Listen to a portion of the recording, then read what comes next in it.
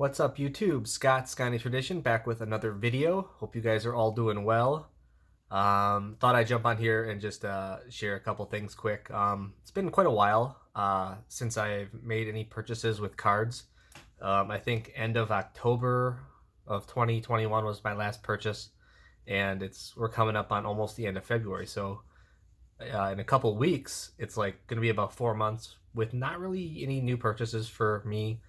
And basically, I think I did the same thing last year. I took about a 3 or 4 month hiatus, kind of from October to February, March, a couple months as well. Then I think it's not that I don't want to add to my collection right now, but I still think a lot of the things that I'm looking at, prices are still quite high on a lot of the things that I collect, and there hasn't been a lot of stuff for me to pick up, like for my sets and everything, set registries. Like, people are just not sending in those types of cards to be graded currently. There was just that big modern push and huge influx to PSA last year, and of course they're still working through that backlog. So the kinds of cards that people were grading then are not really like vintage football. So there just isn't much coming out that I really feel like I need to go after. And anything that I do really want is still like super high priced right now. So that's kind of why it's been fairly easy for me just to kind of take a step back again and kind of just enjoy the collection that I have. So hopefully in the next month or so I can start getting back into it and picking up a few things here and there. So with that being said, it is February 16th today, and that is the birthday of this guy. And that is Ahman Green, all-time Packers leading rusher. He was drafted by Seattle Seahawks, and this is the iconic 98 SP Authentic set with, Charles Woodson, Peyton Manning, Randy Moss, and, of course, Ahman Green. Not as much talked about in the set, but he is the all-time leading rusher of one of the most historic franchises in the NFL. And I remember picking up this card a couple of years ago. It was one of the very last cards that I added for the all-time Packers set on the PSA set registry. There's just not a lot out there in a 10. I think there's been about 265, 270 total graded, and only about 20 or so have gotten a grade of a 10. So not a lot out there. Obviously, these are very tough. Chipping corners, colored borders, very tough card. So happy birthday to Ahman Green. Does anybody know the second Packers all-time leading rusher? He's only about 100 yards behind Ahman Green. His name is Jim Taylor, Hall of Famer. He has about 8,100 yards. Ahman Green has about 8,200 all-time. But Jim Taylor has like 30 more touchdowns than Ahman Green.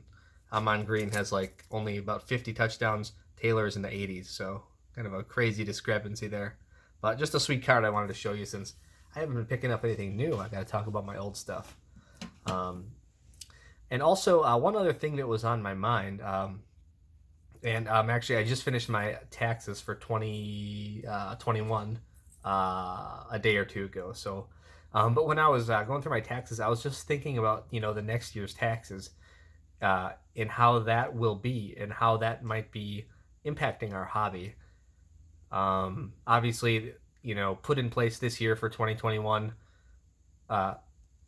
for 2022 actually. So anything that is sold this year in 2022 will fall under this threshold, and that's the $600 threshold for good sales of goods and services. And what makes it interesting is that I guess this was put in place to sort of, I guess, go after big money launderers was the talk about this. But if that's the case, why is the threshold at $600? That just seems obscenely low. I'm not sure what big wealthy money laundering people, basically what I'm saying is that threshold should be higher, unless the government thinks $600 is a lot of money. I'm not sure, but that's really not a lot of money. And what's hilarious about that is, like, I think I was talking to a friend who's a little bit older than me, and he said he did freelance work back in the early 80s, and the taxable threshold for that type of work back then was still $600. And that was in the 80s, which is just absurd considering, where we've gone with inflation and all that kind of stuff since then and what stuff costs today. Of course, wages haven't gone up either that much, if anything, but inflation has gone way up. So, like, we're not even accounting for inflation. So, I just think that $600 number is sort of absurd. We were at $20,000 for a threshold uh, in 2021, and now we're going all the way down to $600. That just seems absurd. I feel like that whole thing needs to be tweaked a little bit to be a more realistic number for real life people. Otherwise, you're going to be having people, that sell stuff at garage sales that have to report taxes on their old couch they sold, and that's just a little bizarre to me. Um, so we'll see where that goes at the end of the day. But yeah, that just doesn't the whole thing just doesn't sit well with me. And certainly, I'm not a guy that minds paying my fair share of taxes, and I do every year, and I have no qualms about that. But it's just a sort of a confusing rule to a lot of people.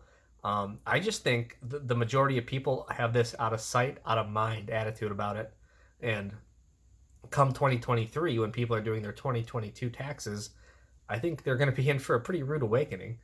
They're all going to be getting these 1099 forms and having to figure out all this stuff and add things in. And most people are going to be over $600 because $600 is literally nothing in this hobby with what the cost of cards are right now.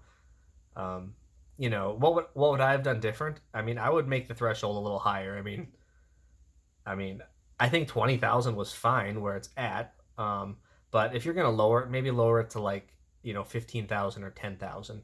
If you want to catch a few more people, I guess to pay more money necessarily for breaking that threshold. But $600 is just nothing. That's like one or two sales of anything. Um, obviously I completely understand. You're supposed to report everything that you sell anyways. We all understand that, but this is more just the principle of the rule. And it's just kind of a strange rule to me to go all the way down to $600. It just doesn't make much sense. So we'll see. I'm kind of curious how that's going to affect our hobby. Um, Maybe not so much this year because I do think people are out of sight, out of mind about this for the most part, and they're just selling as usual. But come 2023, when people are all dealing with this, I kind of wonder if there might be a little bit of pullback from the hobby in selling, or people may just try to use different platforms other than eBay platforms. Because by the time you pay eBay fees and calculate your taxes and everything like that, you selling a card for $600 or something. You're only going to get like a certain way lower percentage of that, basically. And it just doesn't make sense to kind of keep moving cards fast if you end up losing money on everything. Of course, I'm way more of a collector than I ever sell. And if I do sell something, it typically goes back into my collection and other cards. But that's what makes this kind of irritating to me because if I do decide to sell a card every now and again to stick back into my collection or buy another card, maybe sell a couple cards to buy a bigger one, now you really have to think about that $600 threshold and make sure you have the proper documentation, as to what you may have bought this card for, so you can have a cost basis for that. And I don't think a lot of people have that stuff. I keep pretty good records on my stuff, but I just don't think the majority of hobbyists are doing this. Um, so yeah, I don't know. What do you guys think? Do you guys think this $600 threshold will um, kind of hamper the hobby's growth and just you know kind of deter people from selling at some point? Or do you think like it needs to be reworked into a little more reasonable number than $600? Because again, 600 in this day and age is not that much before you hit that. It's like, I mean, one sale and you're there basically. So I don't know. What do you guys think? I think it might have an effect. Maybe not so much this year, but the end of this year and into next year. I think there may be a little bit of pullback. Obviously, I think you're going to see a lot more selling at shows and other platforms, Facebook groups, that kind of thing. But even then, you know, I don't know how many friends and family deals you're going to want to be doing on Facebook in random groups. If you know the person a little more intimately than that, that's fine. But again, I don't know. I don't know what the answer is to all this, but I just find it interesting to talk about. So let me know what you guys think about this new threshold. Do you think it's good for the hobby, bad for the hobby? Do you think it's indifferent?